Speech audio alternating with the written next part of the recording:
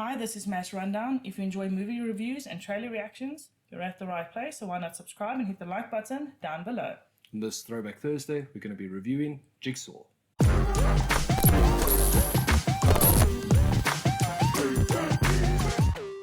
Jigsaw is a 2017 film directed by the Spierig brothers and is the 8th installment in the Saw franchise. It stars Tobin, Matt Passmore, and Callum Rennie. Essentially, this is just another Saw movie. It takes place 10 years after Jigsaw's death, and the police are completely baffled because there's a whole bunch of new killings that strangely and scarily resemble Jigsaw's killings.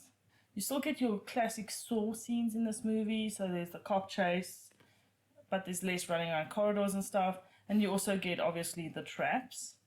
So if you enjoy those things, it's still in this movie. So looking at the good, in general, I think the directing was a lot better in this movie. It also felt more like a cinematic experience as opposed to a mini-series experience, which we've been having up until now. Yeah. I think the storyline was way better also.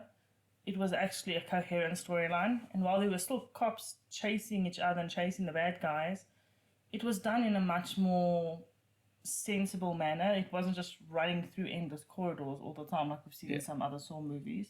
And what I also liked is that it wasn't overly gory.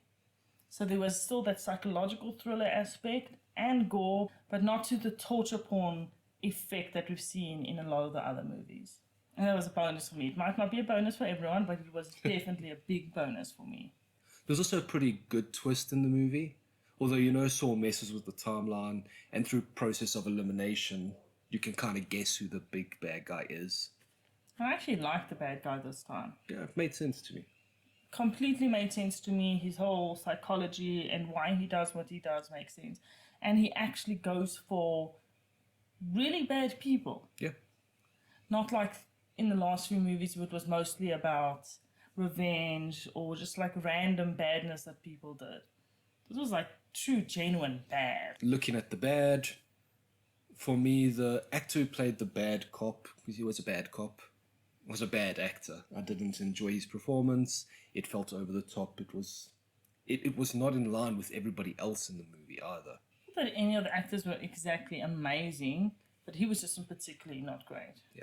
I think what bugged me a lot in this movie is the anatomy stuff was way off in a lot of the places, where the bucket head guy had half his head missing, but his head was locked in a bucket, and when they took out the bucket, there weren't all the extra pieces. So what happened to the rest of his head?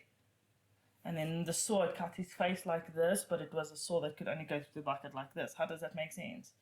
So there's those kind of things that, they'd fixed in a couple of the other movies, and then completely physics and biology and stuff out the window now. And you can't identify most of the time viruses and stuff like that by looking at them. Oh, that's this. A lot of them look very much alike. So I suppose it's possible, but it's really unlikely. There were a lot of intuitive leaps from the cops in their investigation. Way too many intuitive leaps. But I know that they have to move along the story and they can't actually take their time with the testing and stuff. But it just bugs me sometimes. Overall, the story felt like it was testing the waters, seeing if people still wanted to watch Saw movies. And, maybe we do. They're not the worst thing to come every couple of years if it's done in this type of vein. Not the overly gory, but relatively decent story accompanying it. Mm-hmm.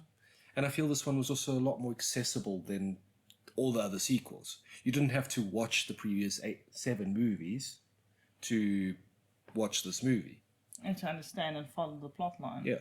If you had a vague idea of who Jigsaw is, it's good enough. Even if you don't, they kind of do explain it throughout the movie. So you can probably just walk into this movie blind and be good. Yeah. And I think that's the first movie since the first movie Yes. that you could actually walk in not having watched a whole bunch of others and not be lost in what's happening in the storyline. I think just in terms of ratings then, for me, I actually liked this movie quite a bit, so I would give it a 7. And I'm going to give it a 6, slightly above average. That leaves it at a 6.5. Who should watch this movie? I think if you're a Saw fan, you probably will enjoy the movie. There is enjoyment in this movie. For me, there was quite a bit. I know some other people may miss more of the torture porn, gore. But in general, I think it was good, and there were interesting traps. So if that's your favorite part of Saw, there were those. I like the spinning one that we saw towards the end. The Spiral. Yeah. Hey, the next movie is called Spiral. And then obviously, like William was saying, it is more accessible. So even if you haven't been a huge Saw fan, or you've lost track, or you've never watched any of them, you could actually go in and just have watched this one. Let us know in the comments down below. Did this movie breathe new life into the franchise for you? Or was it just a death rattle? Don't forget to subscribe and hit the like button down below. Bye. Later.